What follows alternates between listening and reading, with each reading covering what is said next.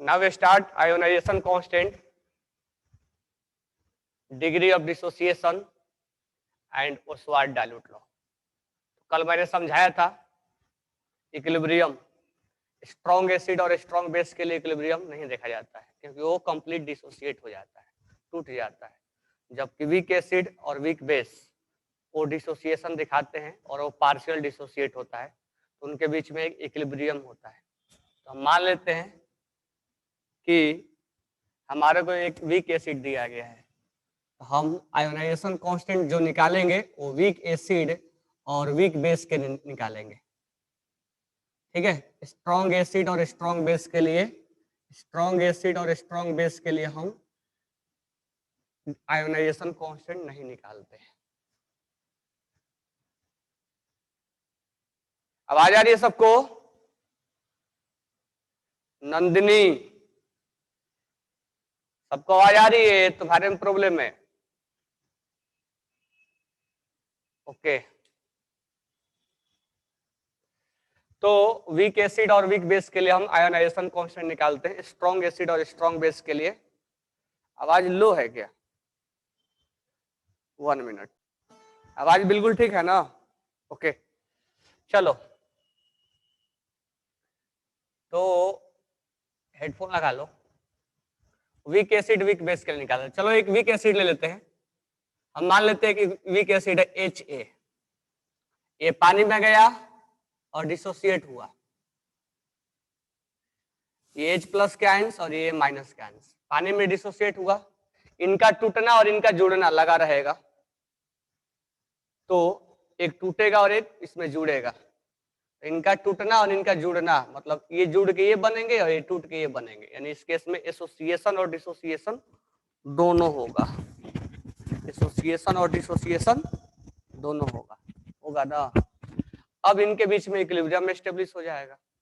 ठीक है, अब यहाँ पर हम लिखेंगे, अब केमिकल बॉन्डिंग की तरह करना है, T इक्वल टू 0 पे कंसंट्रेशन C है या मोल C है, C और ये 0 0 है, मतलब बिल्कुल इनिशियल में, ये जो केमिकल इक्विलिब्रियम में करते तो वही है।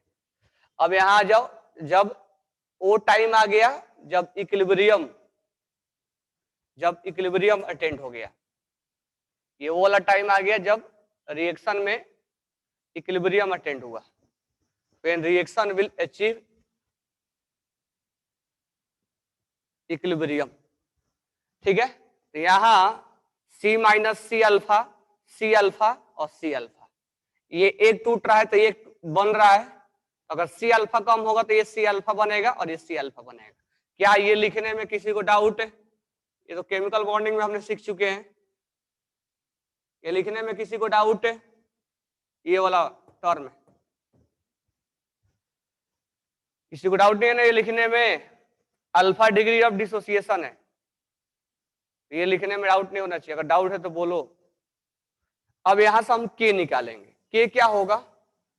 कंसंट्रेशन ऑफ H प्लस और concentration of A minus upon concentration of HA। ठीक है, एसिड है इसलिए हम Ka लिख देंगे, जैसे इक्विलिब्रियम कांस्टेंट में Kc लिखते थे, Kp लिखते थे, KH लिखते थे, यहां पर एसिड के लिए हम Ka लिख देंगे। अब यहां पर हम वैल्यू पुट कर दें, H प्लस का कंसंट्रेशन कितना है? C अल्फा, और A माइनस का कितना है? C अल्फा इक्विलिब्रियम पर, और HA कितना है? C minus C alpha. अब थोड़ा सा इसको हम सिंप्लीफाई कर दें, Ka equal to C alpha into C alpha upon, यहां से C कॉमन निकाल लू मैं, 1 माइनस अल्फा, C कॉमन निकाल लिया, ये इससे कैंसिल आउट हो गया, बचा Ka equal to C alpha square और 1 माइनस अल्फा। अब ऐसा माना जाता है कि ये पानी में तभी टूट पाएगा जब ये डाइल्यूट होगा, यानी इसका अमाउंट बहुत कम होगा, यानी जब डाइल्यूट होगा तभी ये पानी में डिसोसिएट हो पाएगा, यानी फॉर डाइल्यूट सॉल्यूशन,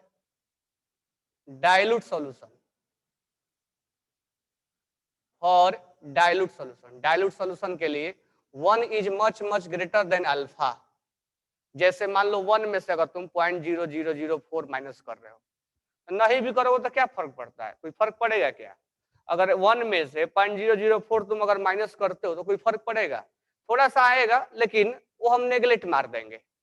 तो इस केस में हम चाहे तो नहीं भी इसमें से माइनस करें तो काम चल जाएगा हमारा, तो इसको हम नेगलेक्ट कर देंगे। लेकिन कहीं मल्टीप्लीकेशन में है और छोटा भी नंबर है तो हम उस केस में नेगलेक्ट नहीं कर सकते। ठीक है, तो एडिशन और सब्ट्रैक्शन में हम नेगलेक्ट मार देते हैं, तो यहाँ पर हम अल्फा को नेगलेक्ट मार देंगे। कहीं कहीं क्वेश्चंस में नेगलेक्ट नहीं मारते हैं, अगर 5% से ज्यादा है तो हम नेगलेक्ट नहीं मारते हैं। ठीक है, तो यहाँ पर हम बोल देंगे कि अल्फा को हम नेगलेक्ट कर देते हैं, डायरेक्ट लिख दे रहा हूँ, अल्फा को हम नेगलेक्ट कर दे रहे हैं क्योंकि बहुत कम है डाइल्यूट सॉल्यूशन के लिए। यहाँ लिख देंगे K a equal to C alpha square, यही हमारा इक्वेशन बना। तो तुम ये प्रोसेस भी जानोगे, क्यों ये प्रोसेस जानोगे? क्योंकि हो सकता है कहीं कहीं कुछ ऐसा एसिड हो जो 2 हाइड्रोजन को रिलीज करे, तो यहाँ 2C अल्फा लिखना पड़ेगा। उस केस में अगर डायरेक्ट तुम याद रखोगे कि के इक्वल टू सी अल्फा होता है, तो ये सोच लेना कि मोनोप्रोटिक के लिए है, डाइप्रोटिक के लिए नहीं लगेगा। K a equal to C alpha square, जहां के ए क्या है, तो के ए है ionisation constant, K a is ionization constant, K a is ionization constant.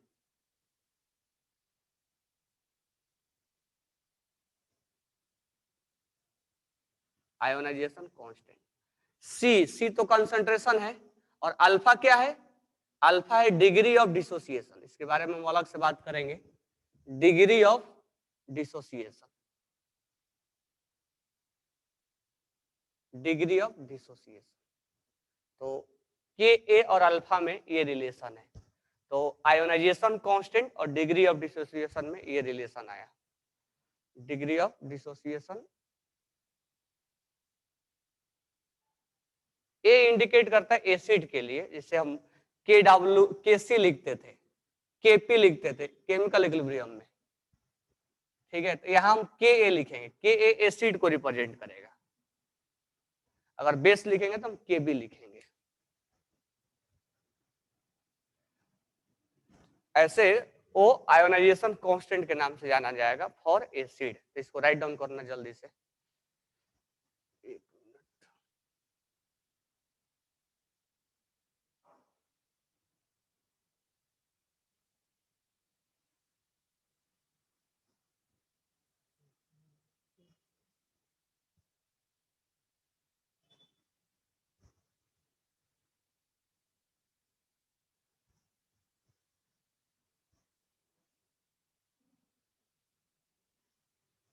तो ये तुम्हें निकालने आना चाहिए ऐसे। और एक चीज ध्यान रखना, K a equal to C alpha square mono acid के लिए होता है। कहीं अगर ऐसा एसिड दे दिया जो 2 हाइड्रोजन देगा तो उसके लिए तुम्हें लिखना पड़ेगा, तो लिखने भी आना चाहिए। सबने राइट डाउन कर लिया?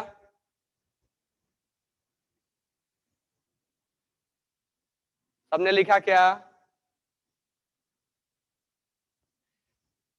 ओके, लिखने के बाद लास्ट में भी लिख लेना, जिससे K equal to C alpha square, ये तो याद ही रखोगे। अल्फा इक्वल टू भी लिख लेना, अल्फा इक्वल टू क्या हो जाएगा? Root under K a upon C. Alpha equal to हो जाएगा root under K a upon सी, हो जाएगा ना।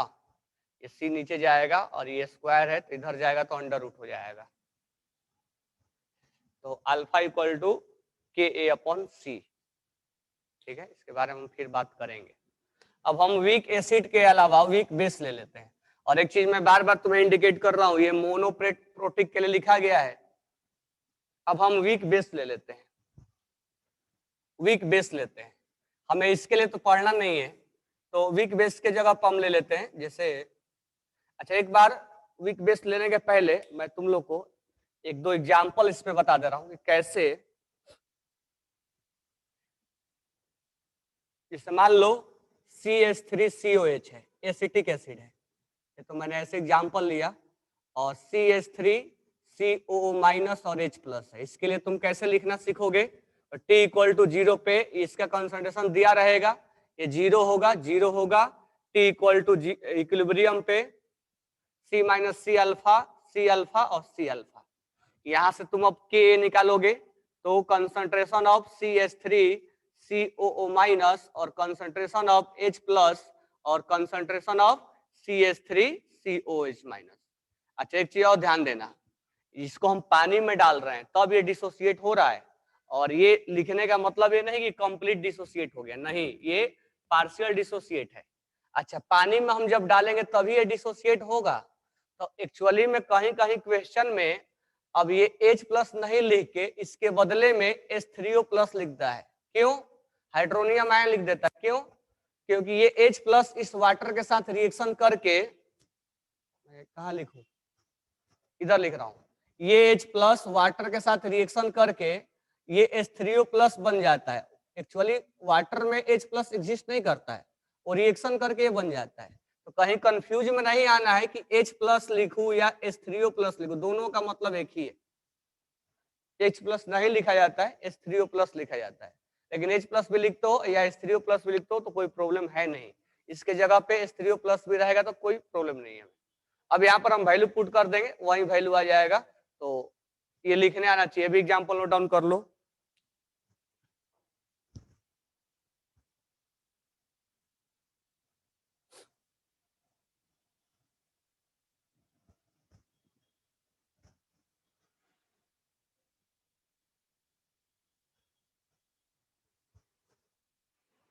अब मान लो हमें कार्बोनिक एसिड दिया गया है H2CO3, कार्बोनिक एसिड दिया गया और ये 2H प्लस रिलीज करता है और CO3 माइनस 2 है।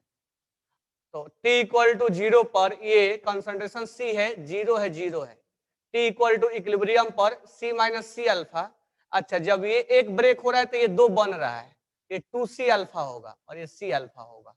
तो इस समय Ka लिखने का तरीका हमारा क्या हो जाएगा, H प्लस का कंसंट्रेशन का स्क्वायर और CO3 माइनस 2 और divided by concentration of H2CO3।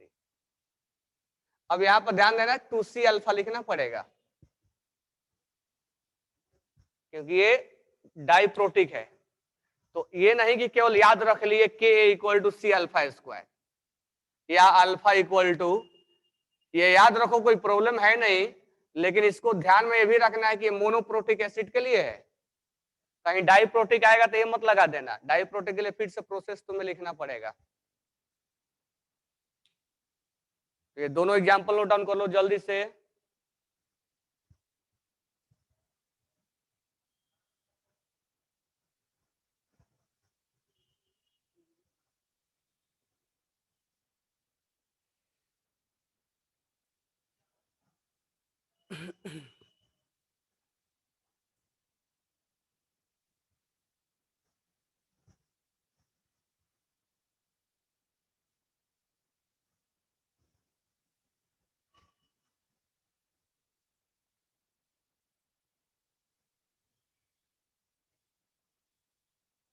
हो गया होगा।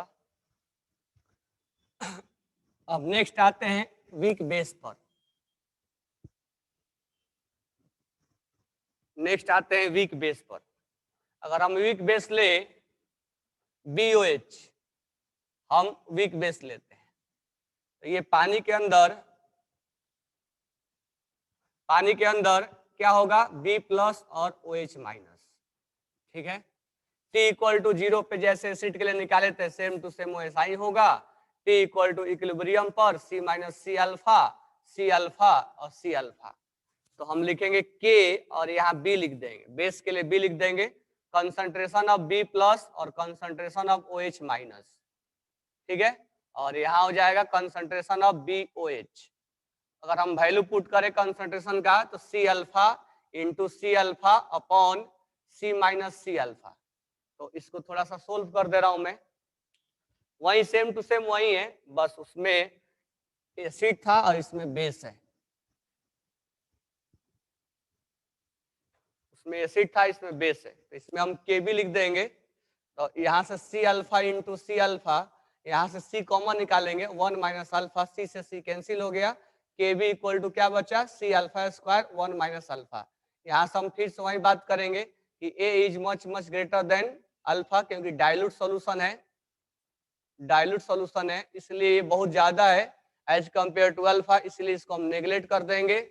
और नेगलेक्ट करने के बाद बचा हमारा K B equal to C alpha square, same to same वही आया जहां पर अल्फा इक्वल टू क्या आ गया, रूट अंडर के बी अपॉन सी।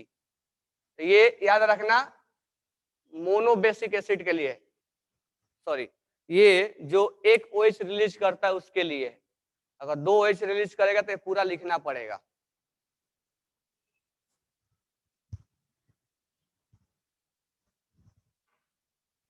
ठीक है, तो अल्फा इक्वल टू आ गया रूट अंडर के बी अपॉन सी। अच्छा एक चीज और है, यहाँ OH का कंसंट्रेशन पूछा जाएगा क्योंकि हमें बाद में पीएच वगैरह निकालना होगा।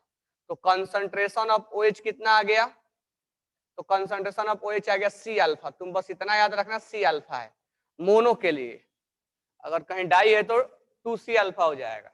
और वहां पर भी लिख लेना एसिड वाला में, एसिड वाला में H प्लस का कंसंट्रेशन कितना आ रहा था, सी अल्फा, क्योंकि ज्यादा क्वेश्चन में जब हम पीएच वगैरह निकालेंगे तो उसमें H प्लस का कंसंट्रेशन का हमें रिक्वायरमेंट पड़ेगा।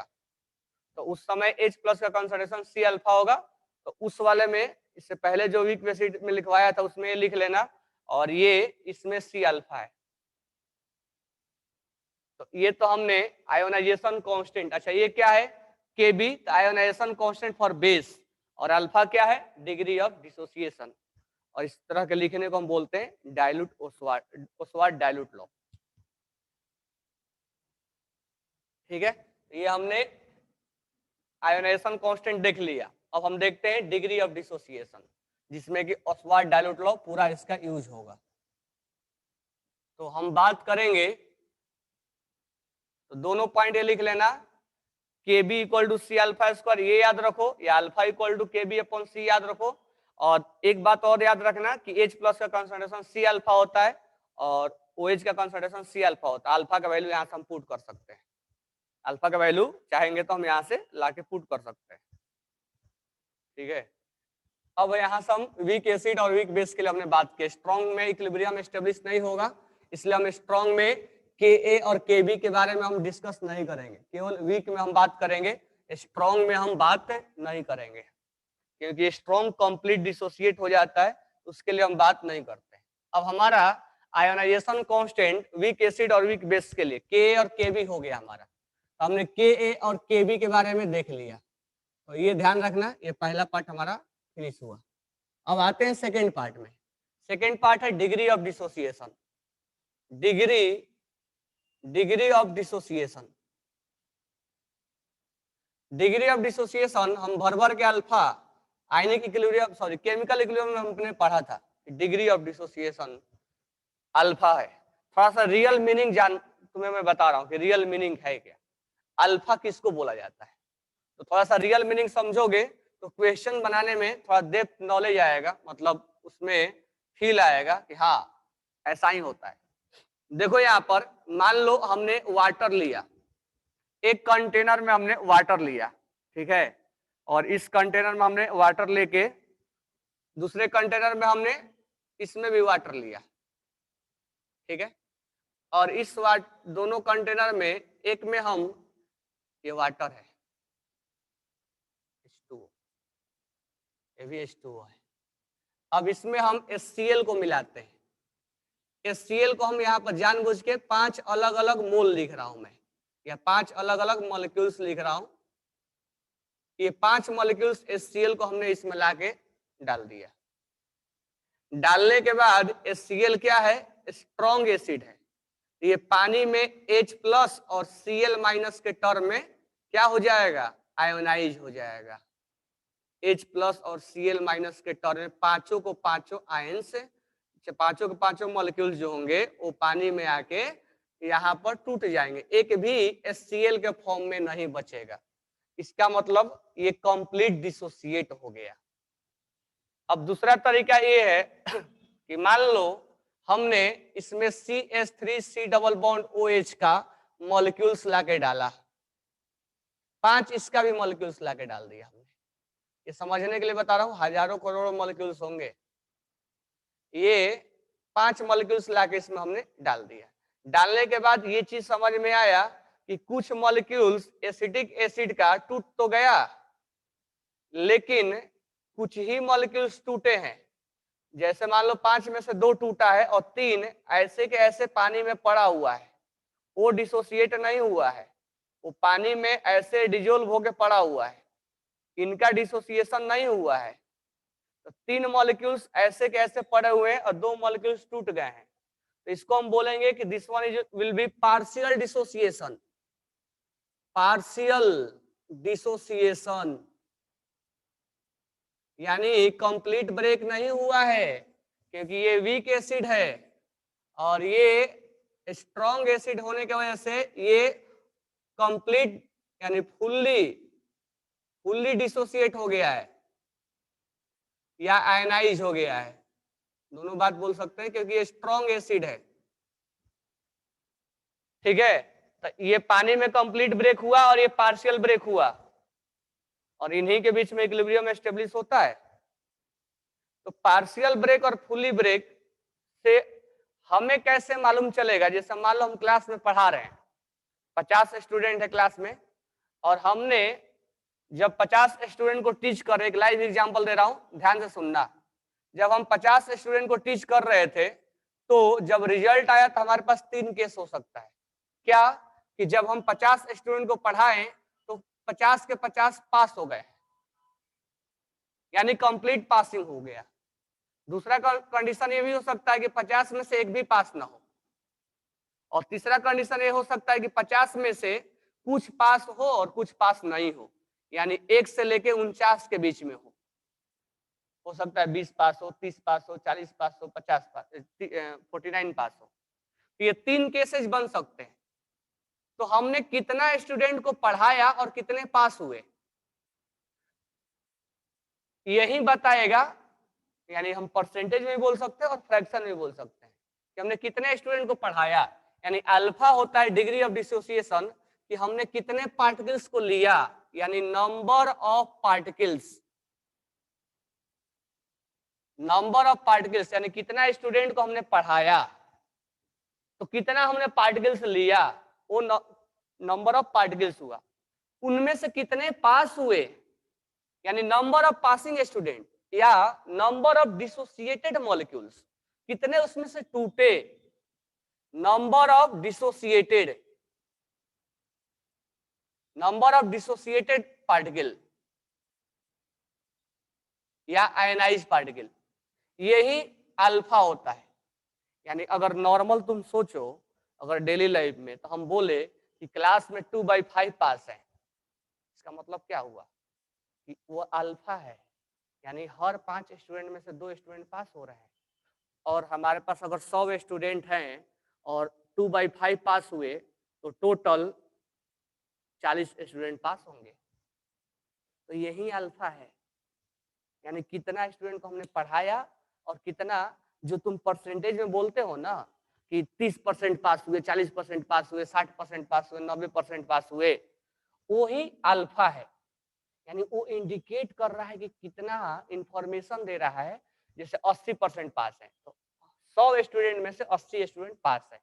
अब कितना स्टूडेंट है वो देखना पड़ेगा, लेकिन वो इन्फॉर्म कर रहा है। तो जब फ्रैक्शन में इन्फॉर्म करने लग जाए या परसेंटेज में इन्फॉर्म करने लग जाए, अब उसी चीज को हम अगर कितना टूट गया पानी में, तो उसको हम एक केमिस्ट्री के लैंग्वेज में अल्फा बोल देते हैं, यानी डिग्री ऑफ डिसोसिएशन बोल देते हैं कि 80% डिसोसिएट है या 40% डिसोसिएट है या 20% डिसोसिएट है, यानी हर 100 में से 20 मॉलिक्यूल्स डिसोसिएट टूट गया है। 100% डिसोसिएट है मतलब स्ट्रॉन्ग है वो। तो अल्फा का मीनिंग ये हुआ कि कितना पार्टिकल्स हम लेते हैं और कितना टूट गया है। अगर अल्फा 1 आया तो मतलब जितना पार्टिकल्स हमने लिया उतना पार्टिकल्स कंप्लीट ब्रेक हो गया, यानी 100% टूट गया है। अगर मान लो हमने शुगर को मिलाया और एक भी पार्टिकल टूटा नहीं, इसका मतलब एक भी पास नहीं हुए, तो अल्फा 0 आ जाएगा। अगर ऐसा हुआ कि कुछ टूटे और कुछ नहीं टूटे, तो अल्फा 0 से ज्यादा होगा और 1 से कम होगा। या तो हमारा रिजल्ट 100% आएगा, या तो 0% आएगा, या 0 से 100% के बीच आएगा। ये 3 कंडीशन अल्फा का होता है। तो इस केस में हम स्ट्रॉन्ग इलेक्ट्रोलाइट, यानी मैं यहां लिख दे रहा हूं, अल्फा अगर 1 आया तो कंप्लीट डिसोसिएशन,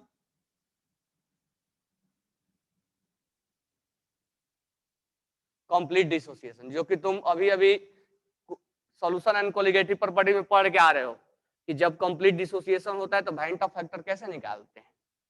तो यहाँ कंप्लीट डिसोसिएशन हो रहा है, ठीक है, यानी स्ट्रॉन्ग इलेक्ट्रोलाइट है। स्ट्रॉन्ग इलेक्ट्रोलाइट मतलब ये पानी में कंप्लीट करंट को, पूरा करंट को ये पास करवाएगा, ठीक है। और इसका एग्जांपल स्ट्रॉन्ग एसिड और स्ट्रॉन्ग बेस है और सॉल्ट है। अगर अल्फा 0 है तो क्या बोलेंगे, नॉन इलेक्ट्रोलाइट बोलेंगे, नॉन इलेक्ट्रोलाइट, क्योंकि इसमें करंट पास नहीं होगा, क्योंकि एक भी पार्टिकल टूटा नहीं ना, तो नॉन इलेक्ट्रोलाइट बोलेंगे। इसका एग्जांपल क्या हो जाएगा, ग्लूकोज, शुगर,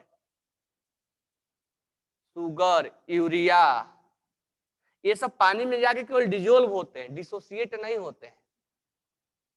इसको हम नॉन इलेक्ट्रोलाइट के नाम से जानेंगे, यानी पानी में करंट पास नहीं करवाएगा। अगर अल्फा 0 से 1 के बीच में होगा तो हम उसको बोलेंगे वीक इलेक्ट्रोलाइट। स्ट्रॉन्ग नहीं बोलेंगे, वीक बोलेंगे, क्योंकि पानी में ज्यादा करंट पास नहीं करवाएगा, इसलिए ये वीक इलेक्ट्रोलाइट के नाम से जाना जाएगा। इस केस में एग्जाम्पल वीक एसिड और वीक बेस के लिए बढ़ते हैं। हम ज्यादा यही बात करेंगे, तो पहले लिख लो डिग्री ऑफ डिसोसिएशन, क्योंकि बार बार ये 3-4 चैप्टर में तुम्हें मिलेगा। ये तुम्हें मिल जाएगा सॉल्यूशन एंड कोलिगेटिव प्रॉपर्टीज में, केमिकल इक्विलिब्रियम में, आयनिक इक्विलिब्रियम में। जब तुम 12th क्लास में, सॉरी, जब हम इसके बाद स्टार्ट करेंगे इलेक्ट्रोकेमिस्ट्री, तो इलेक्ट्रोकेमिस्ट्री में भी ये अल्फा आता है, ठीक है। वहां पर एक कोहेरेंस लॉ होता है, उसमें ये अल्फा का हमें यूज कर रहा था, इसलिए मैं अल्फा के बारे में डिटेल बता दिया। कहीं अल्फा के बारे में नॉर्मली मत सोचना कि अल्फा क्या है, उसमें फील आना चाहिए कि हाँ अल्फा यही होता है। कहीं अल्फा के ऊपर स्टेटमेंट से हमें क्वेश्चन पूछता है तो उस सम फील के साथ उस क्वेश्चन को अटेम्प्ट कर सकते हैं। तो अल्फा का मतलब क्लियर हो गया। अल्फा 3 हो सकते हैं, या तो 1 होगा यानी 100% पास हो गया, या तो एक भी पास नहीं हुआ यानी नॉन इलेक्ट्रोलाइट, जैसे पानी में जाके डिजोल्व हो गया। और इस केस में याद होगा तुम्हें वेंट ऑफ फैक्टर क्या लिया जाता है, वेंट ऑफ फैक्टर I1 लिया जाता है। इस केस में कितना डिसोसिएट हुआ, वेंट ऑफ फैक्टर O लिया जाता है। और इस केस में तुम्हें मालूम है कि वेंट ऑफ फैक्टर कैसे निकाला जाता है, 1 + n-1 अल्फा। तो मैं यहाँ वेंट ऑफ फैक्टर नहीं पढ़ा रहा हूँ, बस नॉर्मली बता दिया कि सॉल्यूशन से कैसे इस टॉपिक को अटैच कर देगा। और यहाँ भी अल्फा को अटैच कर दिया केमिकल इक्विलिब्रियम, आयनिक इक्विलिब्रियम से, और केमिकल इक्विलिब्रियम में तो आया ही था। तो ये 4-5 चैप्टर में अल्फा बन के आता है। तो अल्फा का रियल मीनिंग तुम्हें जानना पड़ेगा क्या होता है। ये बातें क्लियर हो गई होगी। तो यहाँ पर अल्फा ये और ये हम नहीं पढ़ेंगे, यहाँ पर अल्फा हम इसके बारे में पढ़ेंगे, वीक इलेक्ट्रोलाइट के लिए पढ़ेंगे, क्योंकि स्ट्रॉन्ग के लिए तो 1 होता है, और नॉन इलेक्ट्रोलाइट शुगर वगैरह के लिए हम यहाँ नहीं पढ़ेंगे। शुगर वगैरह के लिए हम सॉल्यूशन एंड कोलिगेटिव में पढ़ते हैं। यहाँ पर हम वीक इलेक्ट्रोलाइट के लिए पढ़ेंगे, जैसे वीक एसिड और वीक बेस के लिए पढ़ेंगे। तो अल्फा 0 से ज्यादा होगा और 1 से कम होगा। परसेंटेज अगर हम बात करें तो 0% से ज्यादा और 100% से कम होगा, ठीक है। तो अल्फा कितने पार्टिकल्स लिए और कितने पार्टिकल्स डिसोसिएट हुए, ये अल्फा बताते हैं, इसको लिखना, ठीक है। अच्छा, ये पानी में जाके टूट गया, कंप्लीट डिसोसिएट हुआ, तो हमने रिएक्शन में अगर मान लो ऐसे नॉर्मली लिखना हो तो कैसे लिखेंगे, HCl लिख देंगे H+ और Cl-। ये लाइन इंडिकेट कर देगा। अब 5 का 5 नहीं लिखेंगे ना यहाँ 5। अब ये कंप्लीट ब्रेक हो गया तो ये हम लाइन बता देगा कि ये एरो बताएगा कि ये कंप्लीट डिसोसिएशन हुआ। इसको हम कैसे लिखेंगे, इसको हम लिखेंगे CH3C⋅OH, और ये कुछ ब्रेक हुआ CH3COO- और H+, और ये कुछ एसोसिएट हुआ। तो ये एरो इंडिकेट कर देगा कि ये हो ना हो कंप्लीट ब्रेक नहीं हुआ है। ये एरो इंडिकेट करेगा कि कंप्लीट ब्रेक है। लिखने के लिए हम 5 मॉलिक्यूल्स नहीं लिखेंगे, लिखने के लिए इंडिकेट करने के लिए हम एक ही लिखेंगे, ठीक है। लेकिन ये एरो बताएगा कि ये जुड़ भी रहा है और टूट भी रहा है, यानी पार्शियल ब्रेकिंग है। और ये एरो बताएगा कि कंप्लीट ब्रेकिंग है। इनका एसोसिएशन जुड़ता नहीं है ये। तो ये वीक एसिड और वीक बेस के लिए हम बार बार ऐसा जब लिखेंगे तो सोच लेना कि वो कंप्लीट डिसोसिएट नहीं हुआ है, पानी में कुछ ऐसे पड़ा हुआ है और कुछ ब्रेक हुआ है। तो हमेशा दिमाग में पिक्चर बनना चाहिए, खासकर यही, क्योंकि हम वीक एसिड और वीक बेस के लिए पढ़ रहे हैं। तो ये पिक्चर बनना चाहिए कि कुछ पार्टिकल्स जाके ऐसे पड़े हुए हैं और कुछ डिसोसिएट हुए हैं। तो कुछ पार्टिकल ये पड़ा हुआ है और कुछ पार्टिकल डिसोसिएट हुआ है। ये पिक्चर दिमाग में बिल्कुल जब जब क्वेश्चन आए तब तब बनना चाहिए कि हाँ ये टूट गया है और ये ऐसे पड़ा हुआ है, इनके बीच में इक्विलिब्रियम एस्टेब्लिश हो रहा है। ये सबको समझ में आ गया? अल्फा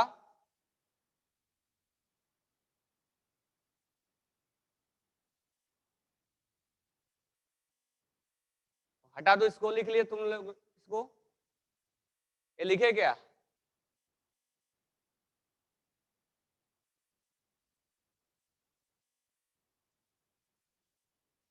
चलो, अब हमें डिग्री ऑफ डिसोसिएशन में मैं तुम्हें मीनिंग समझाया। अब मीनिंग समझाया, अब हमें ये देखना है कि कौन कौन सा ऐसा फैक्टर है जो इसको डिग्री ऑफ डिसोसिएशन को बढ़ाएगा। CH3 C double bond OH, CH3 C double bond OH, CH3 C double bond OH, 5 हमने लिया था, यही लिया। अब ऐसे नॉर्मली सोचो डेली लाइफ में ऐसा कौन कौन सा फैक्टर है जिससे, जैसे हम 50 स्टूडेंट को पढ़ा रहे हैं, तो ऐसा कौन सा फैक्टर है जिसमें हमारा स्टूडेंट ज्यादा से ज्यादा पास हो। हम 50 स्टूडेंट को पढ़ा रहे हैं तो हम चाहते हैं कि ये जो नंबर आए वो ज्यादा से ज्यादा है, यानी ज्यादा से ज्यादा स्टूडेंट पास हो। तो उसके लिए हमें अच्छे से पढ़ाना पड़ेगा, मेहनत करना पड़ेगा, समय समय पे एग्जाम लेना पड़ेगा, MCQ सोल्व कराने पड़ेंगे, ठीक है, मोटिवेट करना पड़ेगा। तो ये सब फैक्टर है जो इसको बढ़ा सकता है, ठीक है, तो ज्यादा स्टूडेंट पास हो सकते हैं। अब हमें यहाँ पर ये देखना है कि factor affecting degree of dissociation, ऐसा कौन सा फैक्टर है कि मान लो ये 3 टूटा है और ये 2 टूटा है, तो ऐसा कौन सा और फैक्टर होगा जो इसको और तोड़ सकता है, यानी डिग्री ऑफ डिसोसिएशन। एक आंसर आया टेम्परेचर ओमकार का, तो हम यहां पर अब हेडिंग डालेंगे factor affecting degree of dissociation. मैं इसको पढ़ा चुका हूं, इसको हटा दे रहा हूं, और यही बात से रिलेट होगा Oswald dilute law, factor affecting degree of dissociation, ठीक है। तो पहला तो एक टेम्परेचर बिल्कुल सही है, और बताओ नेचर ऑफ सॉल्वेंट डाइल्यूशन बिल्कुल सही है। अब ध्यान देना, अगर हम इसमें पानी मिला दें, पहले डाइल्यूशन के बारे में बात कर लेते हैं, हम इसमें पानी मिला दें तो पानी मिलाएंगे तो ये डूबने लगेगा, डूबने के बाद डूबने नहीं लगेगा, ऐसे बोल रहा हूँ, पानी मिलाने के बाद ये जो नहीं टूटा है वो भी टूटने लगेगा, यानी आफ्टर डाइल्यूशन जो ब्रेक नहीं हुआ है वो भी ब्रेक होने लगा। कैसे मालूम चला कि डाइल्यूशन? तो आते हैं हम ये इस पर अल्फा इक्वल टू, तुम लोग को याद होगा अल्फा इक्वल टू क्या लिखवाया था मैंने, रूट अंडर के ए या के बी अपॉन सी लिखवाया था। तो यहां से हम रिलेशन निकाल सकते हैं कि अगर कंसंट्रेशन कम हुआ तो अल्फा ज्यादा होगा, यस ना, क्योंकि रूट अंडर का ये इनवर्सली प्रोपोर्शनल है। तो हम यहां बोल सकते हैं कि alpha is inversely proportional to root under C, यानी कंसंट्रेशन अगर कम होगा तो अल्फा यानी इसका टूटना बढ़ेगा। अच्छा, कंसंट्रेशन क्या होता है? कंसंट्रेशन होता है मोल अपॉन वॉल्यूम, कंसंट्रेशन होता है मोल अपॉन वॉल्यूम, कई बार हम मोलारिटी पढ़ चुके हैं, मोल अपॉन वॉल्यूम। अब यहां पर कंसंट्रेशन को कम करना है तो वॉल्यूम को बढ़ाना पड़ेगा, वॉल्यूम को बढ़ाना पड़ेगा, यानी अगर कंसंट्रेशन हम ऐसे लिखेंगे, वॉल्यूम अगर हमने बढ़ा दिया, वॉल्यूम बढ़ाया, वॉल्यूम बढ़ाएंगे तो कंसंट्रेशन कम होगा, कंसंट्रेशन कम होगा, और कंसंट्रेशन जब कम होगा तो ये अल्फा बढ़ेगा क्योंकि इनवर्सली प्रोपोर्शनल है। तो अल्फा यानी पानी में टूटने का उसमें प्रोबेबिलिटी ज्यादा हो जाएगा, यानी अल्फा बढ़ जाएगा, और वॉल्यूम बढ़ाने के लिए हम पानी मिलाते हैं। तो पानी मिलाते हैं तो उसको हम बोलते हैं डाइल्यूशन, यानी हम उसको बोलते हैं डाइल्यूशन। तो ये वर्ड ध्यान में रखना, ये लाइन, ठीक है। तो मैं इसको अब हटा दूं, ये डायरेक्ट हर बार इमेज दिमाग में बनाना कि इसको ज्यादा से ज्यादा तोड़ना है हमें। तो तोड़ने के लिए हम क्या करेंगे, तो तोड़ने के लिए पानी मिलाएंगे। पानी मिलाने से क्या होगा, वॉल्यूम बढ़ेगा। वॉल्यूम बढ़ने से क्या होगा, कंसंट्रेशन कम होगा। जैसे पानी, शरबत ज्यादा मीठा है, तो ज्यादा मीठा है तो कम मीठा होने के लिए क्या करते हो, पानी मिला देते हो। तो पानी मिलाओगे तो क्या हो जाएगा, शरबत जो 1 लीटर बनाए थे अब 1.5 लीटर मान लो हो गया, तो वॉल्यूम बढ़ गया। वॉल्यूम बढ़ने से कंसंट्रेशन, मिठास कम हो जाएगा। और मिठास कम होगा, मान लो तुम ऐसे डेली लाइफ में सोचो कि शुगर को तुम घर में शरबत बना रहे हो, डिजोल्व कर रहे हो, और शुगर जल्दी से डिजोल्व नहीं हो रहा है, तो थोड़ा सा और पानी मिला दोगे तो देखोगे और वो टूटता नहीं है, वो जल्दी से डिजोल्व हो जाता है। हालांकि वो नॉन इलेक्ट्रोलाइट है, लेकिन अगर NaCl को डालो, मान लो पानी में हम सेक करते हैं, तो जल्दी से वो डिजोल्व नहीं होता, लेकिन थोड़ा सा और पानी मिला दोगे तो जो नहीं टूटने वाला वो भी टूट जाता है। तो यहाँ पर कंसंट्रेशन कम करने से अल्फा बढ़ता है, ठीक है। तो पहला हम बोल सकते हैं ऑन डाइल्यूशन। अच्छा, अब यहाँ पर थोड़ा सा हम एक बात कर लेते हैं, ये पॉइंट तुम लिखना। यहाँ से हम थोड़ा बात कर लेते हैं। मान लो वीक इलेक्ट्रोलाइट है और हम पानी मिलाते मिलाते मिलाते मिलाते इनफाइनाइट कर दिए, इनफाइनाइट कर दिए, यानी वॉल्यूम मतलब समुद्र में थोड़ा सा ले जाके सॉल्ट डाल दिए, क्योंकि वहां पानी समुद्र का क्या है, इनफाइनाइट है। तो उस केस में क्या होगा, तो देखो, अगर वॉल्यूम तुम इनफाइनाइट करोगे, वॉल्यूम अगर इनफाइनाइट करोगे मतलब समुद्र में थोड़ा सा ले जाके नमक डाल दिए, तो वॉल्यूम इनफाइनाइट करोगे तो ये कंसंट्रेशन 0 हो जाएगा। यानी तुम दोनों बात बोल सकते हो कि इनफाइनाइट डाइल्यूशन, इनफाइनाइट डाइल्यूशन, या हम ये भी बोल सकते हैं जीरो कंसंट्रेशन। कहीं पर दोनों अगर वर्ड यूज हो तो ये मत समझना कि दोनों अलग अलग है, दोनों एक ही वर्ड है। इनफाइनाइट डाइल्यूशन बोलो या जीरो कंसंट्रेशन बोलो, दोनों का बात एक ही है। अगर मैं इसको मैं हटा जीरो कर दिया, सोचो कि अगर ये जीरो हो जाएगा तो ये क्या हो जाएगा, इनफाइनाइट।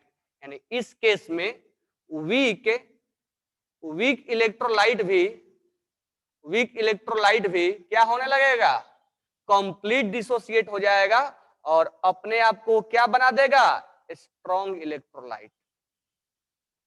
यानी उसमें 100% वो ब्रेक हो जाएगा। यानी अगर तुमसे क्वेश्चन में पूछेगा कि इनफाइनाइट डाइल्यूशन करने से वीक इलेक्ट्रोलाइट क्या होंगे, तो when infinite dilution then weak electrolyte is act as a strong electrolyte, वो कंप्लीट ब्रेक हो जाएगा और उस केस में अल्फा 1 हो जाएगा, उस केस में अल्फा 1 हो जाएगा। तो अगर हम वॉल्यूम इनफाइनाइट करेंगे तो वीक इलेक्ट्रोलाइट भी एक स्ट्रॉन्ग की तरह काम करने लगेगा, यानी वो कंप्लीट ब्रेक हो जाएगा।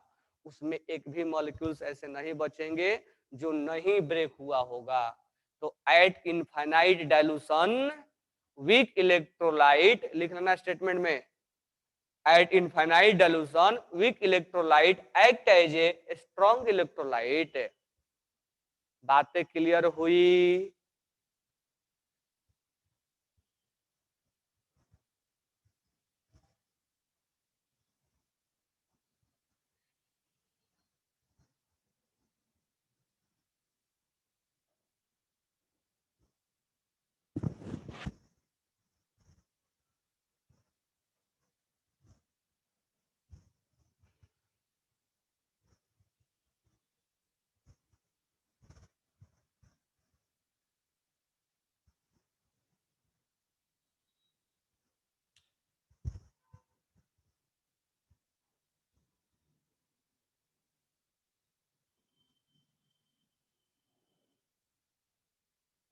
इसको स्टेटमेंट में लिख लेना, at infinite dilution weak electrolyte act as a strong electrolyte,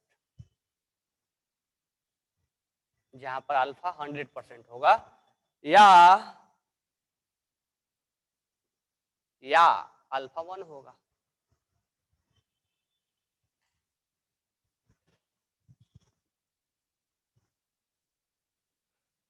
चलो आगे बढ़ते हैं।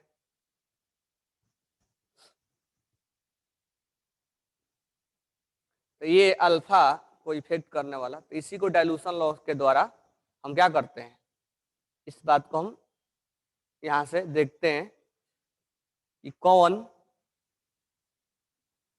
क्या क्या फैक्टर है। तो ये डाइल्यूशन लॉ यही अप्लाई हुआ है, इसको डाइल्यूशन लॉ बोलेंगे।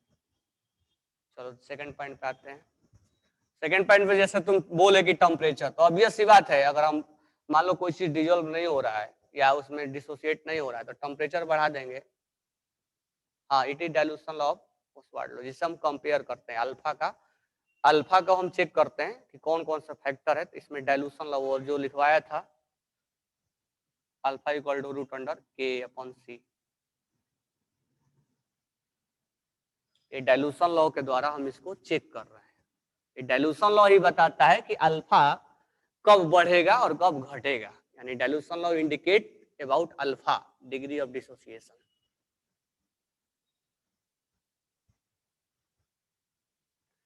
Degree of dissociation. सेकंड जैसे तुम बोले कि टेम्परेचर, तो मैं शॉर्ट में ही लिख रहा हूं, टेम्परेचर बढ़ाने से ऑब्वियस सी बात है अल्फा डिग्री ऑफ डिसोसिएशन बढ़ेगा। थर्ड पॉइंट है टेम्परेचर बढ़ाने से अल्फा बढ़ेगा, डिग्री ऑफ डिसोसिएशन बढ़ेगा। थर्ड पॉइंट है, जैसे मान लो हमने तुम्हें केमिकल बॉन्डिंग में कई बार बात किया कि पोलर के अंदर पोलर मिलाओ तब ज्यादा वो डिजोल्व होगा, पोलर के अंदर नॉन पोलर मिलाओगे तो ज्यादा डिजोल्व नहीं होगा। नेचर ऑफ सॉल्यूट और नेचर ऑफ सॉल्वेंट पे भी डिपेंड करेगा, नेचर ऑफ सॉल्वेंट और nature of electrolyte. Nature of solvent यानी लाइक डिजोल्व लाइक। और फोर्थ पॉइंट है नेचर ऑफ इलेक्ट्रोलाइट।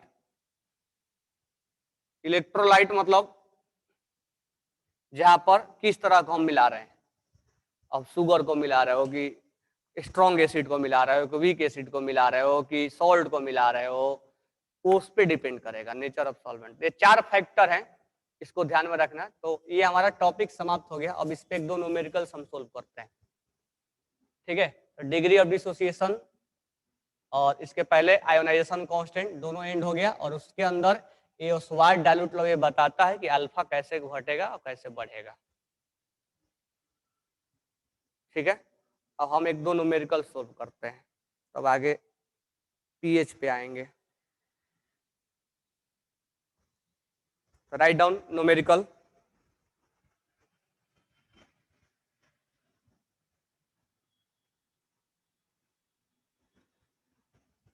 तो यहाँ जो हम न्यूमेरिकल दे रहे हैं अल्फा से रिलेटेड और डिग्री ऑफ डिसोसिएशन से रिलेटेड और कंसंट्रेशन से रिलेटेड देंगे। तो क्वेश्चन लिखो, the dissociation constant of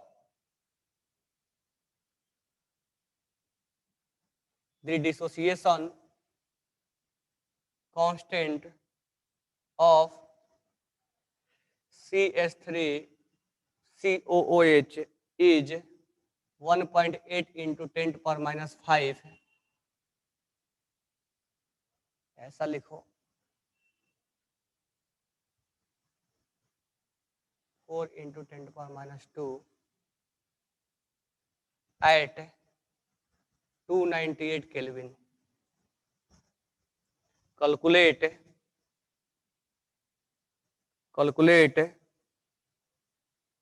its degree of dissociation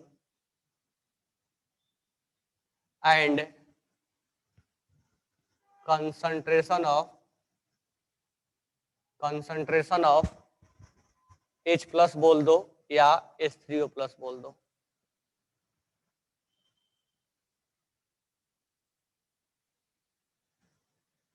in its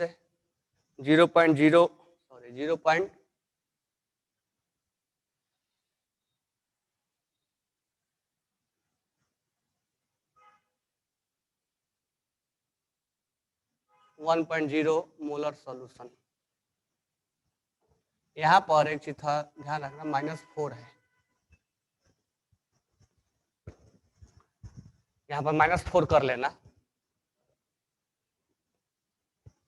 calculate degree of dissociation and concentration of H3O plus in its 1.0 molar solution.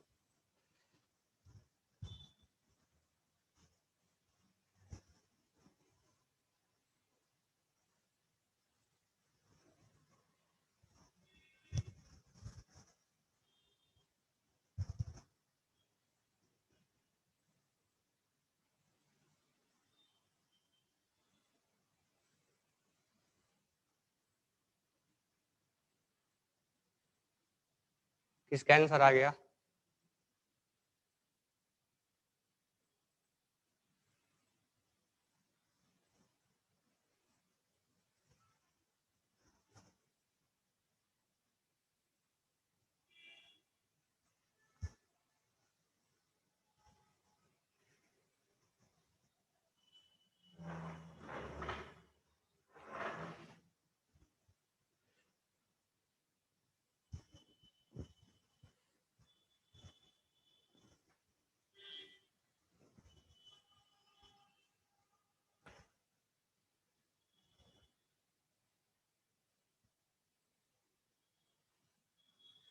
एक answer आया पराग का, साक्षी का, पायल का।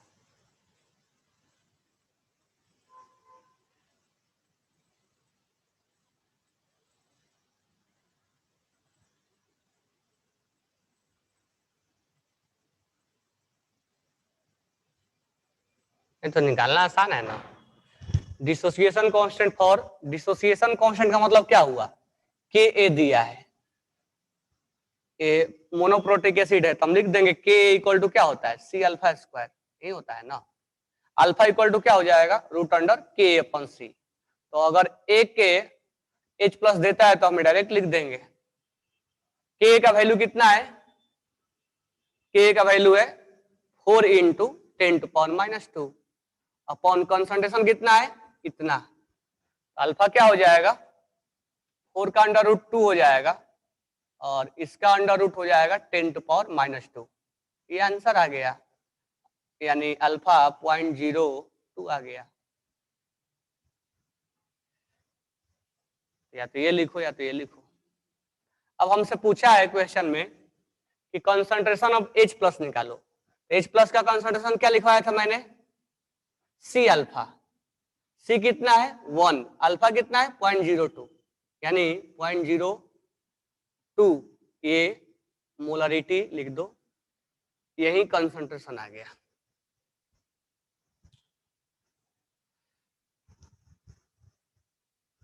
एक आंसर ये आया और एक आंसर ये आया।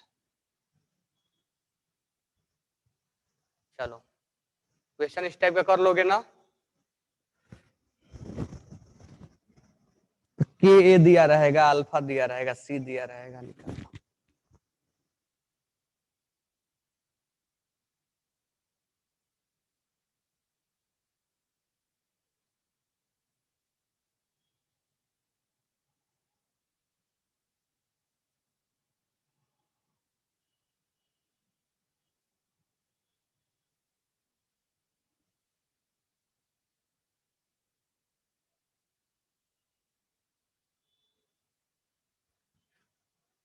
चलो अब आगे बात करते हैं डिग्री ऑफ डिसोसिएशन के बाद हम इसमें बात करेंगे आयनिक प्रोडक्ट ऑफ वाटर, क्योंकि दोनों टॉपिक साथ में आता है।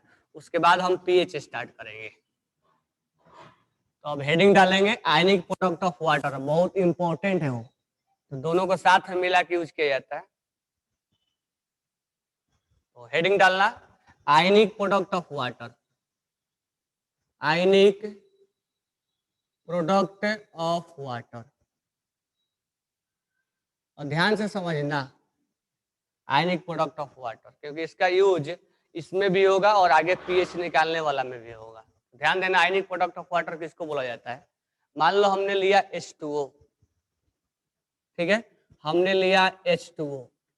अब H2O के दूसरा मॉलिक्यूल्स इसमें कुछ मिलाएंगे नहीं, ठीक है। ये H प्लस H2O और H2O मॉलिक्यूल्स है। एक H2O मॉलिक्यूल जो है अपना H प्लस रिलीज करेगा तो और एक दूसरा एक्सेप्ट कर लेगा, यानी एक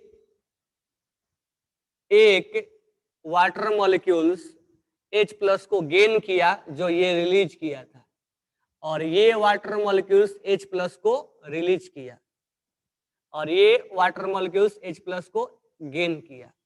तो इसको बोलते हैं ऑटो प्रोटोलाइसिस। ऑटो प्रोटोलाइसिस, ऑटो प्रोटोलाइसिस मतलब खुद ही H प्लस को रिलीज किया और खुद ही H प्लस को गेन किया। तो वाटर का मॉलिक्यूल्स अलग अलग तो नहीं है, तो हम एक मॉलिक्यूल्स ने H प्लस को रिलीज किया और दूसरे ने उस H प्लस को गेन किया, इसीलिए इसको हम बोलते हैं ऑटो प्रोटोलाइसिस। ठीक है। अच्छा, यहाँ पर तुम H3O प्लस के जगह पे H प्लस भी लिखोगे तो कोई प्रॉब्लम है नहीं। मैं कई बार बात बोल दिया कि H प्लस या H3O प्लस, इसमें कंफ्यूज नहीं होना है, दोनों एक ही है। एक्चुअली पानी में H प्लस नहीं लिखा जाता है, H3O प्लस लिखा जाता है। कहीं लिखता भी है तो कोई प्रॉब्लम हमें है नहीं। अब ध्यान देना, इस केस में अगर हम K निकाले, जो कि अभी अभी एसिड और बेस के लिए निकाल रहे थे, अब हम वाटर के निकालेंगे। इस केस में अगर हम निकालेंगे तो ये हो जाएगा H3O प्लस। चलो मैं H प्लस ही लिख रहा हूं, ठीक है, H प्लस, और इसके बदले मैं लिख दिया OH माइनस, और यहां लिखेंगे हम H2O, और एक और H2O है, एक और H2O लिख देंगे। ठीक है। अब ध्यान देना, ये तो वाटर के मॉलिक्यूल्स है। अच्छा, वाटर के मॉलिक्यूल्स का तो कंसंट्रेशन चेंज तो होगा नहीं, ऐसा तो होगा नहीं कि वाटर के मॉलिक्यूल्स का कंसंट्रेशन चेंज हो गया, क्योंकि वाटर में कुछ है भी नहीं, तो वाटर के मॉलिक्यूल्स का कंसंट्रेशन तो चेंज होगा नहीं। इसका मतलब ये कांस्टेंट है। इसको इधर मल्टीप्लाई कर देंगे तो यहां लिखेंगे हियर वाटर इज कांस्टेंट, यानी वाटर का कंसंट्रेशन क्या है, कांस्टेंट है। इसलिए कांस्टेंट इनटू कांस्टेंट, एक नया कांस्टेंट हम यहाँ मल्टीप्लाई कर देंगे। यहाँ मैं स्क्वायर कर दे रहा हूं, और ये H प्लस और ये हो जाएगा OH माइनस। ठीक है। अब ये कांस्टेंट इनटू कांस्टेंट एक नया कांस्टेंट बन जाएगा, जिसको हम KW के नाम से लिखेंगे। KW वाटर के लिए रिप्रेजेंट करेंगे, जिससे एसिड के लिए K लिखते थे, बेस के लिए KB लिखते थे, वैसे वाटर के लिए हम KW लिखेंगे। तो KW इक्वल टू हो जाएगा कंसंट्रेशन ऑफ H प्लस और कंसंट्रेशन ऑफ OH माइनस। तो यहां तक तो हमें समझ में आया कि हमारा फाइनल लाइन क्या आया, KW equal to concentration of H plus और कंसंट्रेशन ऑफ OH माइनस। अब ध्यान देना, ये तो हमारा हुआ डिसोसिएशन कांस्टेंट फॉर वाटर। ठीक है। तो यहां तक तो हमें कोई प्रॉब्लम होना नहीं चाहिए, क्योंकि अभी अभी एसिड और बेस के लिए हमने ऐसे निकाल के दिया, एसिड और बेस के लिए हमने निकाला, उसी तरह से वाटर के लिए निकाला। अब ध्यान देना, ये जो KW हम केमिकल इक्विलिब्रियम से ही पढ़ते आ रहे हैं, चाहे KC हो, चाहे KP हो, चाहे KA हो, चाहे KB हो, चाहे KW, देखो ये पांचवा K मिल रहा है तुम्हें, सारे के सारे K ओनली डिपेंड अपॉन क्या, टेम्परेचर। ये केवल और केवल तभी चेंज होंगे जब टेम्परेचर चेंज होगा, यानी टेम्परेचर के अलावा कोई ऐसा दूसरा फैक्टर नहीं है जो इस डिसोसिएशन कांस्टेंट को या आयोनाइजेशन कांस्टेंट को चेंज कर पाए। इसका मतलब थोड़ा सा और क्लियर समझना कि क्या मतलब हुआ। मतलब ये हुआ कि तुम अगर मान लो वाटर लिए और वाटर में तुम HCl मिला दो, ध्यान से समझना, वाटर में तुम अगर HCl मिला दो, तो वाटर में HCl जब मिलाओगे तो तुमसे पूछा जाएगा कि क्या इसका KW का वैल्यू चेंज हो जाएगा, तुम्हारा आंसर होगा नहीं, HCl मिलाने से KW का वैल्यू चेंज नहीं होता है, ये केवल और केवल टेम्परेचर पे डिपेंड करता है। इसीलिए, लेकिन दोनों का मल्टीप्लाई, तो तुमसे कोई क्रॉस क्वेश्चन पूछेगा कि तुम तो HCl को जब तुम मिलाए तो H प्लस तो बढ़ गया ना, और H प्लस जब बढ़ा तो KW बढ़ना चाहिए। तो मुझे ये बताओ कि आखिर HCl को मिलाने के बाद ऑब्वियस सी बात है कि H+ बढ़ेगा, और जब H+ बढ़ेगा तो KW बढ़ क्यों नहीं रहा है? ये तो मान लीजिए कि हमने टेम्परेचर पे डिपेंड करता है, लेकिन नॉर्मली अगर हम नॉर्मल केस में सोचे तो H+ जब बढ़ रहा है तो KW बढ़ना चाहिए, क्यों नहीं बढ़ रहा है? तो उसका रीजन ये है कि अगर इसको हम बढ़ाएंगे तो ये घट जाएगा, तो दोनों का मल्टीप्लाई वो आता है। कैसे? जैसे मान लो अब H+ यहाँ है और OH- यहाँ है पानी में, ठीक है, मान लो ये 10 था, ये 10 था, अब तुम 5 HCl मिला दिए, यानी 5 H+ तुम मिला दिए। जैसे 5 H+ मिलाओगे तो ये 5 H+ OH को खा जाएगा और ये 5 OH बचेगा। तो देखो H+ ज्यादा हो गया और OH- कम हो गया, यानी एक ज्यादा होगा तो दूसरा अपने आप कम हो जाएगा। हाँ, OH अपने आप कम हो जाएगा, इसी वजह से एक घटेगा तो दूसरा बढ़ जाएगा। इस वजह से KW का वैल्यू चेंज नहीं होता है। तो तुमसे ये कभी भी दिमाग में नहीं रखना है कि एसिड मिलाने से, बेस मिलाने से पानी के अंदर KW चेंज होता है, नहीं, KW का वैल्यू कभी चेंज नहीं होगा। और इसको एक्सपेरिमेंटल कैलकुलेट किया गया 25 डिग्री सेल्सियस पे या 298 केल्विन पर, जब वाटर के लिए देखा गया कि KW का वैल्यू जो आ रहा है वो 10⁻⁻14 इसका वैल्यू आ रहा है। यानी जब ये वैल्यू टेम्परेचर पे डिपेंड कर रहा है तो एक 25 डिग्री इनवर्सल मान लिया गया और 25 डिग्री पे KW का वैल्यू एक्सपेरिमेंटली बताया गया कि 10⁻⁻14 होगा। ठीक है, बाकी टेम्परेचर पे क्या होगा वो मेंशन होगा, वो हमें याद करने की जरूरत नहीं है। तो बाकी टेम्परेचर पे हमें क्या दिया है वो दे के रखेगा, लेकिन 25 डिग्री पे KW का वैल्यू 10⁻⁻14 होता है, ध्यान रखना है। अब यहाँ पर हम एक सॉल्यूशन में बात करते हैं कि अगर मान लो पानी में जब हमें मिलाया ही नहीं तो न्यूट्रल है, तो न्यूट्रल सॉल्यूशन के लिए क्या कंडीशन है, स्टोइचियोमेट्री में पढ़ते आ रहे हैं। न्यूट्रल कंडीशन के लिए कंडीशन ये है कि पानी के अंदर H+ और OH बराबर होना चाहिए, तभी तो हम न्यूट्रल बोलेंगे। तो न्यूट्रल के केस में अगर मैं ये लिखूं कि KW इक्वल टू H+ का कंसंट्रेशन और OH- का कंसंट्रेशन, यानी न्यूट्रल में दोनों बराबर है, तो ये 10⁻⁻14 है, इसको x मान लो और इसको x मान लो, दोनों बराबर है, तो 10⁻⁻14 equal to x², x equal to क्या आ जाएगा 10⁻⁻7। यानी हम ये बोल सकते हैं कि न्यूट्रल सॉल्यूशन में H+ का जो वैल्यू होगा 10⁻⁻7 मोलर होगा और OH- का जो वैल्यू होगा वो 10⁻⁻7 मोलर होगा, यानी दोनों ये बराबर होंगे। तो एट ये, लेकिन हम किस डिग्री पे बात कर रहे हैं, 25 डिग्री पे हम बात कर रहे हैं, या हम 25 डिग्री पे बात कर रहे हैं? ठीक है, तो पहले इतना नोट डाउन करो, इसके बाद हम आगे एसिडिक सॉल्यूशन और बेसिक सॉल्यूशन के लिए बात करता हूं। तो यही है आयनिक प्रोडक्ट ऑफ वाटर, जिसमें कि KW। तो आयनिक प्रोडक्ट ऑफ वाटर कैसे डिफाइन करेंगे?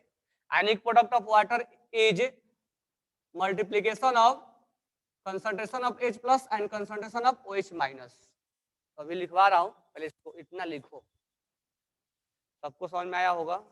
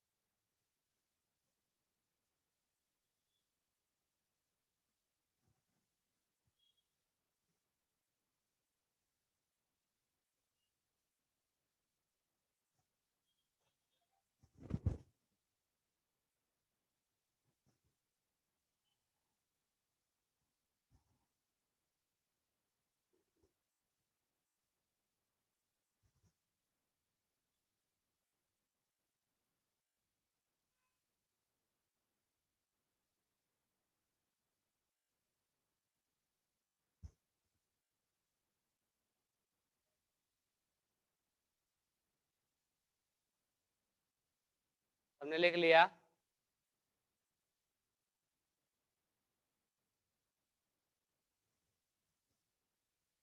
सबने लिखा क्या?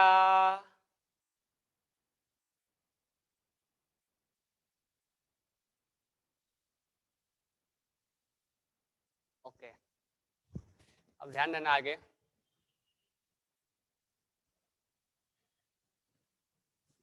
अगर मान लो पानी में तुम एसिड मिला दिए HCl, तो ऑब्वियस सी बात है H+ बढ़ेगा, सॉल्यूशन एसिडिक हो जाएगा। तो सेकंड हम लिखेंगे acidic solution. Acidic solution, acidic solution में कंसंट्रेशन ऑफ H+ ज्यादा होगा, कंसंट्रेशन ऑफ OH- कम होगा। अभी अभी हमने बोला था कि वाटर में हम अगर HCl मिला देंगे तो HCl मिलाएंगे तो H+ के अमाउंट ज्यादा होंगे और OH- का कंसंट्रेशन कम होगा। तो यहां पर हम क्या बोलेंगे कि Kw इक्वल टू H+ का कंसंट्रेशन और OH- का कंसंट्रेशन, ठीक है। लेकिन दोनों का मल्टीप्लीकेशन क्या होगा, 10⁻⁻14 ही होगा। ये अगर बढ़ेगा तो याद रखना ये घट जाएगा। तो इसका हम यूज पीएच वगैरह निकालने में करते हैं। अगर मान लो सॉल्यूशन एसिडिक भी है तो दोनों का मल्टीप्लीकेशन 10⁻⁻14 ही आएगा, वो घटेगा बढ़ेगा नहीं, क्योंकि वो टेम्परेचर पे डिपेंड करता है। कितना भी तुम एसिड और बेस मिला दो कोई फर्क नहीं पड़ता है, ये उतना ही रहेगा पानी के अंदर। और थर्ड हम लिखेंगे बेसिक सॉल्यूशन के लिए। थर्ड हम लिखेंगे बेसिक सॉल्यूशन के लिए।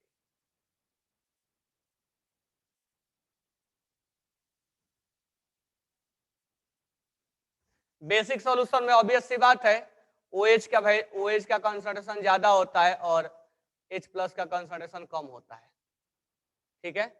तो यहाँ पर हम लिख देंगे Kw equal to concentration of H+ और कंसंट्रेशन ऑफ OH-। ऑब्वियस सी बात है Kw की वैल्यू -14 बना रहेगा और यहाँ पर H+ कम होगा और यहाँ OH- ज्यादा होगा। ये ज्यादा होगा और ये कम होगा, लेकिन दोनों का मल्टीप्लिकेशन चेंज नहीं होगा। यानी पानी में ऐसा नहीं होगा, एक चीज ध्यान देना कि पानी अगर मान लो पानी बेसिक है तो केवल उसमें OH है, ऐसा नहीं कि उसमें H नहीं है, H+ नहीं है, ऐसा नहीं है। समझ में आया क्या?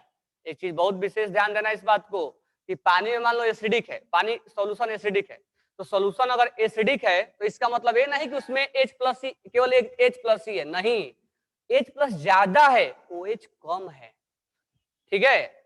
और अगर सॉल्यूशन बेसिक है तो इसका मतलब ये नहीं कि OH भरा हुआ है और उसी में नहा लिए, ऐसा नहीं होगा। OH में OH ज्यादा होगा लेकिन H कम होगा, ऐसा नहीं कि H नहीं होगा।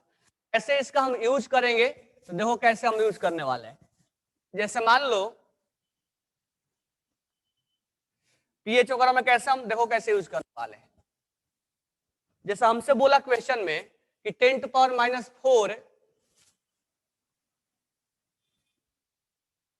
मोलर NaOH सॉल्यूशन,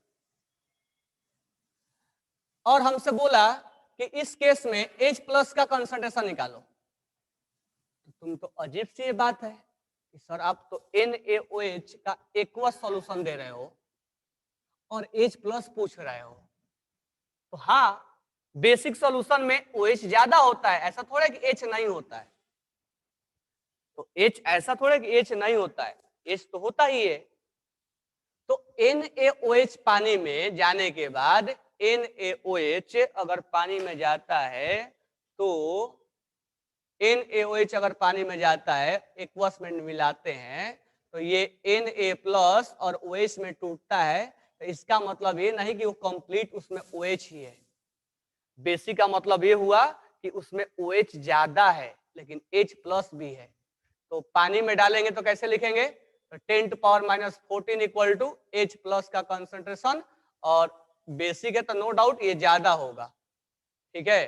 तो 10⁻⁻14 इक्वल टू H+ अगर दिया गया है तो OH कितना है, अच्छा OH कितना होगा इस केस में, तो ध्यान देना अगर ये एक टूटता है तो एक बनता है।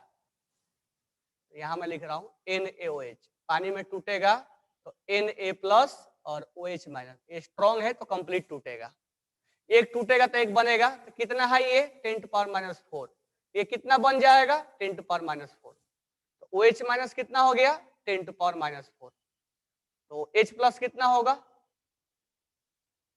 H+ हो जाएगा 10⁻⁻4 14 upon 10 to power minus 4, 10 to power minus 10, बहुत कम है। अगर इसके रिस्पेक्ट में देखोगे तो बहुत ही कम है।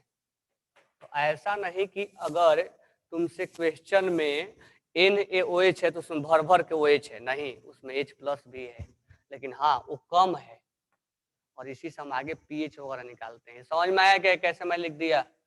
जितना ये कंप्लीट ब्रेक हो जाएगा, ठीक है, एक से एक दे रहा है तो 10 टू पावर माइनस 4 मोल पर लीटर है, तो ये भी 10 टू पावर माइनस 4 मोल पर लीटर होगा। हमने OH का वैल्यू पुट कर दिया, H निकल गया। H भले कम आया चलता है, लेकिन ये दिमाग में नहीं रखना है कि बेसिक सोल्यूशन है उसमें H नहीं होगा, नहीं, उसमें H होगा भले कम होगा। एसिडिक सोल्यूशन है तो उसमें ऐसा नहीं कि OH नहीं होगा, OH होगा भले कम होगा। बातें क्लियर हो गई? बोलो हाँ।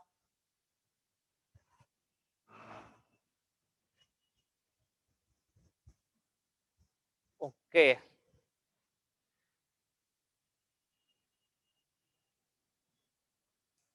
ठीक है। तो इसके बारे में और हम विशेष बात करेंगे कब? हम इसके बारे में विशेष बात करेंगे जब थोड़ा सा हम पीएच पढ़ लेंगे, तो फिर से हम आयनिक प्रोडक्ट को लेके आएंगे।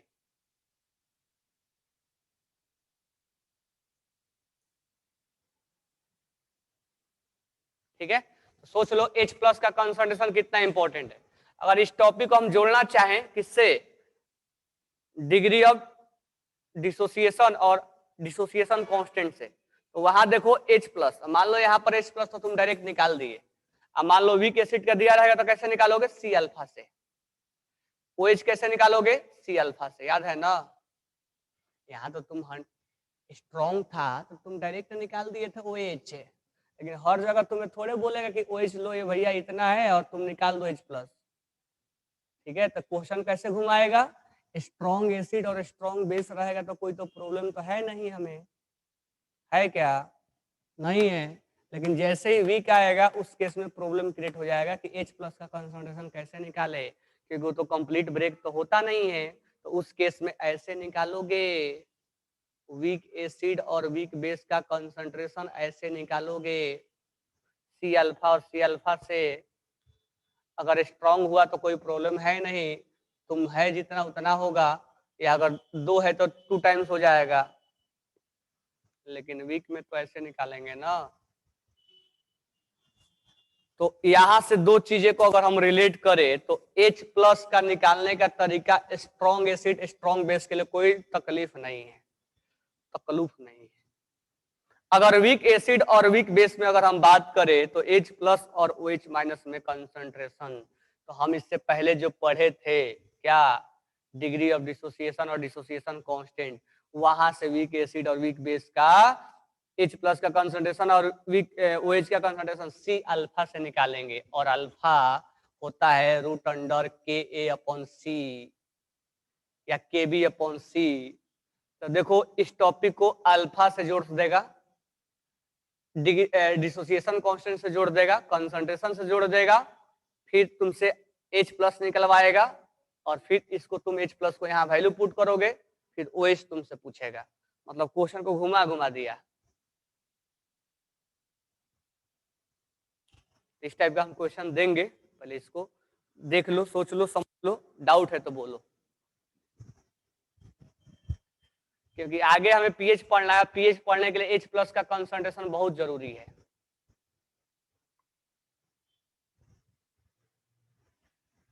बात तो हो गई क्लियर।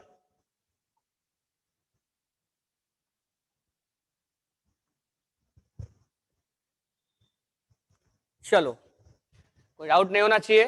तो थोड़ा सा हम बात यहीं पर कर लेते हैं, पीएच में हालांकि हम करेंगे, लेकिन यहीं पर मैं कर लेता हूं कि H प्लस और OH माइनस का कंसंट्रेशन कैसे निकाला जाए। थोड़ा सा मैं यहीं पर बात कर लेता हूं, क्योंकि यहाँ पर अगर बात कर लेते हैं तो हमारी सारी समस्या पीएच में भी दूर हो जाएगी और हमें H प्लस भी निकल जाएगा। ध्यान से देखो, पहला अगर हम बात करें कि 10 to power minus 2 molar HCl, ध्यान से सुनना, तो हमें इसमें H प्लस निकालना है। तो HCl को जब तुम पानी में डालोगे, बिना इसके पानी में डुबाए, ये टूटेगा नहीं। अच्छा, ये स्ट्रॉन्ग एसिड है तो ये कंप्लीट ब्रेक हो जाएगा। ठीक है, एक से एक दे रहा है, तो 10 टू पावर माइनस 2 से कितना देगा? 10⁻² देगा, कोई डाउट नहीं होना चाहिए। तो यहाँ पर H प्लस का कंसंट्रेशन मैं शॉर्ट में बता रहा हूँ, H प्लस का कंसंट्रेशन हो जाएगा 10⁻²। अगर हम बात करें 10⁻² मोलर H2SO4 है, तो H प्लस का कंसंट्रेशन क्या होगा? ध्यान देना, ये स्ट्रॉन्ग एसिड है और ये भी स्ट्रॉन्ग एसिड है। तो स्ट्रॉन्ग एसिड में तो कोई प्रॉब्लम है नहीं, H2SO4 को पानी में डुबा दो, डूबते ही ये कंप्लीट ब्रेक हो जाएगा और ये SO4-2 देगा। एक से कितना दे रहा है? 2, तो है कितना? 10⁻², तो 2 इंटू 10⁻² मोलर हो जाएगा H प्लस का कंसंट्रेशन। कोई डाउट नहीं होना चाहिए। तीसरा, अगर हम वीक एसिड लेते हैं CH3C डबल बॉन्ड OH, इस केस में अगर हम पानी में इसको डालें, पानी में डालने के बाद CH3C double bond O minus और H प्लस हमें निकालना है। यहाँ H प्लस का कंसंट्रेशन तुम इस मेथड से डायरेक्ट नहीं निकाल सकते हो, इसके लिए तुम्हें C अल्फा लिखना पड़ेगा और C अल्फा इक्वल टू तुम्हें और भी अगर डायरेक्ट दिया जाए, अल्फा अगर डायरेक्ट नहीं दिया है तो KA/C से निकाल के इसमें पुट करना पड़ेगा। बोलो हाँ। अगर हम बात करें वीक एसिड का, वीक बेस का, वीक बेस का अगर हम बात करें, जैसे NH4OH अगर हम ले लें और पानी में इसको डुबा दें, तो ये हो जाएगा NH4 प्लस और OH माइनस। अगर हमसे पूछा गया कि OH का कंसंट्रेशन बताओ, तो हम डायरेक्ट नहीं लिखेंगे कि इतना से टूटा तो ये इतना बना, नहीं, क्योंकि ये वीक है, वीक एसिड है और ये वीक बेस है, तो हम डायरेक्ट नहीं बोल सकते हैं कि कंप्लीट ब्रेक नहीं हुआ है, कंप्लीट ब्रेक हुआ है। कंप्लीट ब्रेक होता तब ना हम बोलते, तो ये कंप्लीट ब्रेक नहीं हुआ है। इस केस में तुम्हें C अल्फा निकालना पड़ेगा, अल्फा इक्वल टू √KB/C लिखना पड़ेगा। बोलो हाँ। अगर मान लो तुम्हें दो एसिड को, स्ट्रॉन्ग एसिड को और स्ट्रॉन्ग एसिड को मिक्स कर दिया गया, मैं शॉर्ट में लिखा हूं, जैसे मान लो HCl को और HNO3 को मिक्स कर दिया गया, तो इसका सब कुछ दिया हुआ है मोलरिटी। इस केस में तुम्हें H प्लस का कंसंट्रेशन कैसे निकालोगे? तो याद करो, दो सॉल्यूशन को मिक्स जब किया जाता था तो M1V1 plus M2V2 plus V1 plus V2, इस तरीके से तुम H प्लस निकालोगे। बोलो हाँ। और अगर स्ट्रॉन्ग बेस को, अच्छा स्ट्रॉन्ग एसिड या स्ट्रॉन्ग बेस या स्ट्रॉन्ग एसिड और स्ट्रॉन्ग बेस ले लो, जैसे HCl ले लो और NaOH ले लो, ठीक है। इस केस में अब कौन ज्यादा है कौन ज्यादा नहीं है, इस बारे में हम आइडिया नहीं लगा सकते हैं। चलो मान लेते हैं कि H प्लस ही ज्यादा है, तो उस केस में हम लिखेंगे M1V1 माइनस लिखेंगे, क्योंकि एसिड और बेस को मिला के इसको काटेगा, इसको मारेगा, और जो बच जाएगा वो एसिडिक कहलाएगा, या OH बच जाएगा तो बेसिक कहलाएगा। और इस केस में हमें V1 और V2 लिखना पड़ेगा। तो यहाँ एसिड और बेस को मिलाएंगे तो माइनस लिखना पड़ेगा। अच्छा, मैं दो एसिड लिया हूं, दो बेस भी ले सकते हैं, स्ट्रॉन्ग बेस और स्ट्रॉन्ग बेस। तो उस केस में हमें जैसे मान लो NaOH और KOH को मिला दिया गया, तो उस केस में हमें OH का कंसंट्रेशन कैसे निकालेंगे? उस केस में M1V1 plus M2V2 upon V1 plus V2 से निकालेंगे।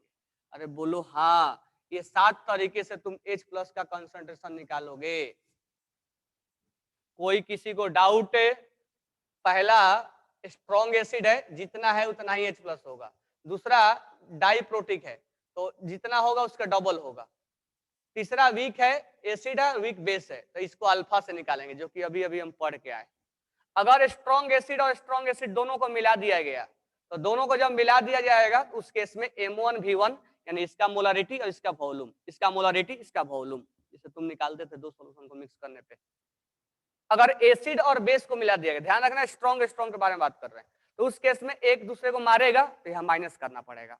तो जो ज्यादा होगा, मैं H प्लस लिखा हूं, हो सकता है OH ज्यादा हो, OH निकल जाएगा यहाँ से, ठीक है। अगर ये ज्यादा है तो बेसिक होगा, ये ज्यादा हुआ तो एसिडिक होगा, M1V1 माइनस M2V2, यहाँ से H प्लस। ये सब मैं क्यों बता रहा हूँ? क्योंकि आगे अब मैं स्टार्ट करने वाला हूँ pH, और जब तुम pH निकालोगे तो इसी H प्लस की कंसंट्रेशन की रिक्वायरमेंट पड़ेगी, तो तुम इसमें कंफ्यूज नहीं होना।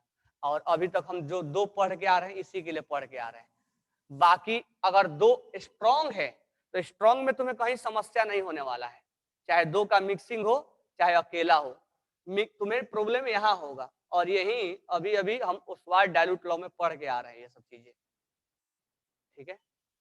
और अगर H प्लस दिया जाए और H प्लस दिया जाए और OH पूछ लिया जाए, जैसे मान लो इसमें H प्लस तुम निकाल दिए, ठीक है, और तुमसे OH की रिक्वायरमेंट पड़ गई, या ऐसे करो इसमें OH तुम निकाल लिए और H प्लस की रिक्वायरमेंट पड़ गई, तो तुरंत तुम जाओ इसके पास H प्लस और OH माइनस, तुम्हें OH माइनस मिल गया है, वहां से H प्लस निकाल लो। तो इनको H प्लस निकाल के इसमें तुम अगर OH मिल गया तो तुम H प्लस यहां से निकाल सकते हो, क्योंकि ऐसा नहीं सोचना है कि OH है तो H नहीं है, ऐसा नहीं है, H है OH है तो H भी है, भले H कम अमाउंट में है, तो H कितना है यहां से निकाल लेंगे। ऐसा मैं क्यों बोल रहा हूं, क्योंकि आगे मैं पीएच पढ़ाने वाला हूं और ये पीएच में सारा ये समस्या तुम्हें फिर से निकल के आएगा, और यही समस्या स्टूडेंट का हो जाता है कि हम वहां पर कंसंट्रेशन वो निकाल ही नहीं पाता है। अगर तुम कंसंट्रेशन H प्लस का OH का निकाल लिए तो तुम्हारा पीएच निकालना 2 मिनट का काम है, क्योंकि ऐसे भी तुम मैथ के स्टूडेंट हो, बस लॉग सोल्व करो आंसर आ जाता है। बोलो क्लियर है?